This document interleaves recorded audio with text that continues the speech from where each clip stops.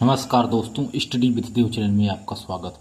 दोस्तों, पिछली वीडियो में हमने वचन को देख लिया था। आज हम देखते हैं कारक किसे कहते हैं। कारक की परिभाषा पहले देख लेते हैं, कारक किसे कहते हैं। तो कारक संज्ञा या सर्वनाम के जिस रूप से उनका क्रिया से संबंध सूचित हो उसे कारक कहते हैं।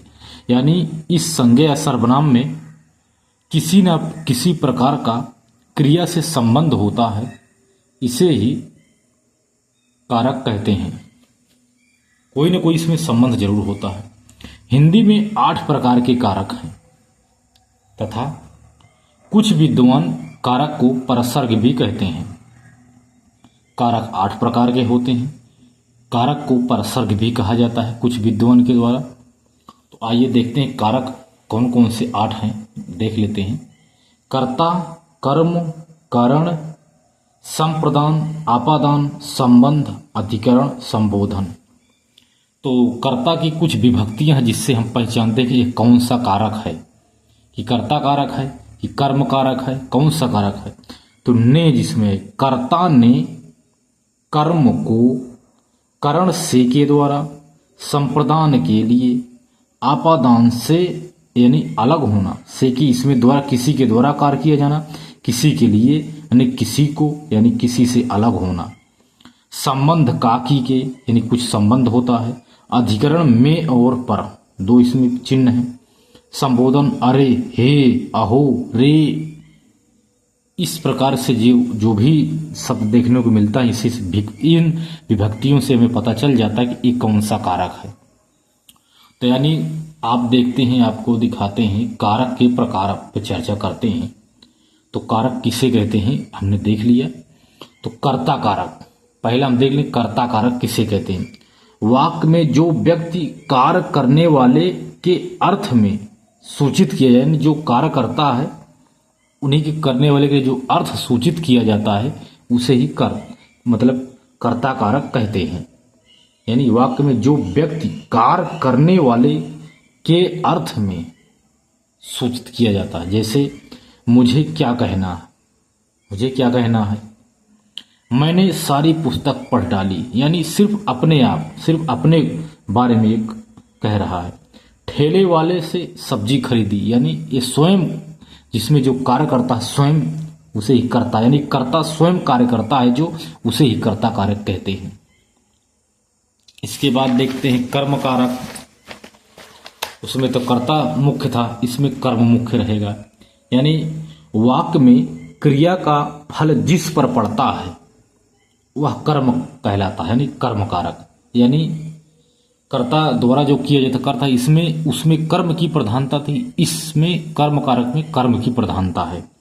जैसे यह पाठ पढ़ो, किसी को कहा जाए तो आपको मैं कह रहा हूं कि यह पाठ पढ़ो तुम, उसे तो समझ में आता नहीं है, कितना भी समझाऊं फला आदमी को, ए ने कहा बी को कितना भी समझाऊं, कितना भी समझाऊं, लेकिन उसे समझ में आता नहीं है।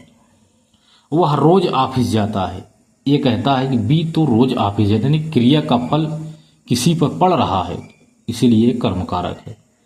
अब देखते हैं करण कारक। करण कारक देखते हैं, वाक्य में जिस शब्द से क्रिया के संबंध का बोध होता है उसे करण कारक कहते हैं। यानी कोई न कोई संबंध होता, किसी के द्वारा कुछ कार्य किया जाता है, यानी करण से के द्वारा, इसका विभक्ति है। इसके उदाहरण जैसे है, वह बस से यात्रा कर रहा है, यानी यात्रा तो कर रहा है बस के द्वारा, बस के द्वारा यात्रा कर रहा है, यानी बस से उसका संबंध है। इसी के द्वारा, बस के द्वारा यात्रा कर रहा है, इसलिए यह करण कारक है। जैसे रवि ने डंडे से सांप को मारा, सांप को तो रवि ने मारा, लेकिन किसके द्वारा मारा, यानी डंडे से मारा, यानी करण कारक है। संप्रदान कारक देख लेते हैं। संप्रदान कारक किसे कहते हैं। जब वाक्य में ऐसे शब्द का प्रयोग हो जिससे यह ज्ञात हो कि किसी को कुछ दिया जा रहा है, यह संप्रदान यानी कुछ देना, संप्रदान के लिए यानी किसी को कुछ देना, तो संप्रदान कहलाता है। जैसे रीता ने अपनी सहेली को उपहार दिया, किसी ने किसको उपहार दिया, अपनी सहेली को उपहार दिया, यानी उसके लिए संप्रदान के लिए, किसी के लिए कुछ देना, उपहार देना, यह संप्रदान कारक है। सीता ने गीता के लिए पुस्तक खरीदी, यानी खरीदी तो पुस्तक, लेकिन अपने लिए नहीं, गीता के लिए, यानी किसी के लिए कुछ देना, उपहार देना, कुछ खरीदना, यह संप्रदान कारक है। आपादान देख लेते हैं किसे कहते हैं। उन सब में जैसे आपादान उसे कहते हैं जिससे, तो इस कारक में किसी के बारे में दिया जाता है जिससे वो अलग होता है, यानी अलगाव की भावना हो जिसमें, जैसे किसी संज्ञा सर्वनाम या किसी से कुछ अलग होता है, इसे ही आपादान कहते हैं। जैसे उन सब में से मैं ही पहले पहुंचा, यानी सबसे मैं पहले पहुंचा, मैं सबसे अलग हूं क्योंकि वो लोग बाद में पहुंचे, यानी सबसे अलग हम पहुंच गए, सब में से मैं पहले पहुंचा। जैसे वह शहर से कपड़ा लाकर बेचता है, यानी कपड़ा को बाजार से ले आया, शहर से उठा लाया, वहां से अलग करके यहाँ बेच रहा है, इससे यहाँ अलग की भावना है। पेड़ से पत्ते गिरते हैं, यानी पेड़ से पत्ता अलग हो गया, इसमें अलगाव की भावना होती, किसी से कुछ अलग हो जाना ही आपादान कहता है।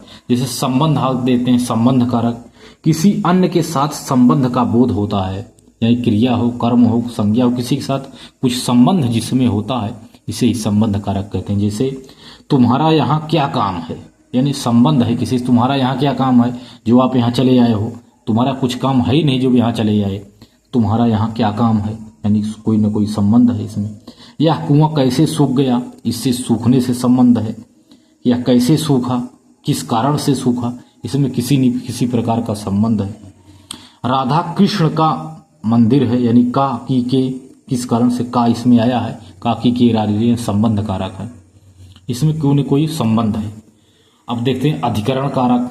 अधिकरण जैसे इसका अर्थ होता है जिसके आधार पर कोई वस्तु टिकी रहती है, उसे अधिकरण कारक कहते हैं। जैसे पेड़ पर चिड़िया बैठी है, चिड़िया तो बैठी है, कहाँ पर बैठी है, पेड़ पर है। खेत में मेढक है, मेढक तो है कहाँ है, लेकिन खेत में है। कुएं में पानी है, पानी है यानी कुएं में है, घड़ा में है। संबोधन देखते हैं, इसमें किसी संबोधन का बोध होता है, जैसे हे प्रभु, हे राम आदि तरह का इसमें वाक्य दिया जाता है। दोस्तों ये था वचन। तो मिलते हैं और एक बेहतरीन क्लास में दोस्तों, तब तक के लिए धन्यवाद।